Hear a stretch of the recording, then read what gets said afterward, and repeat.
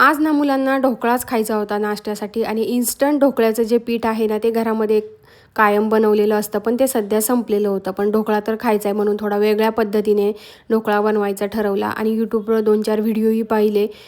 त्याचप्रमाणे ना एका भांड्यामध्ये 1 वाटी पाणी, अर्धा चमचा सायट्रिक ॲसिड, अर्धा चमचा मीठ, त्यानंतर चिमूटभर हळद, 3 चमचे साखर घातली आहे आणि थोडंसं तेल पण घातलं होतं आणि त्यामध्ये मग सगळं मिक्स केल्यानंतर त्यामध्ये 1 वाटी बेसन पीठ घातलं आणि हे सगळं एक 5 मिनटं असंच ठेवलं आणि तोपर्यंत ना हे ताट तयार करून घेतलं ज्यामध्ये ढोकळा बनवायचा. त्याला खाली तेल वगैरे लावून घेतलं आणि नंतर मग यामध्ये ना थोडासा अर्धा चमचा खायचा सोडा आणि थोडंसं पाणी टाकून ना हे पीठ तयार केलं. तोपर्यंत ना एकीकडे मी कढई गरम करायला ठेवली होती जिथे मला हा ढोकळा वाफवून घ्यायचा होता. तर छान असं टॅपही करून घेतलं आणि वाफवायला ठेवला.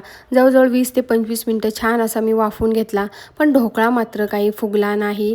काय प्रॉब्लेम झाला काहीच कळालं नाही. आता शाळेत जायच्या आधी खायचं होतं त्यामुळे मी फार थंड व्हायची काही वाट पाहिली नाही आणि कट करून घेतला.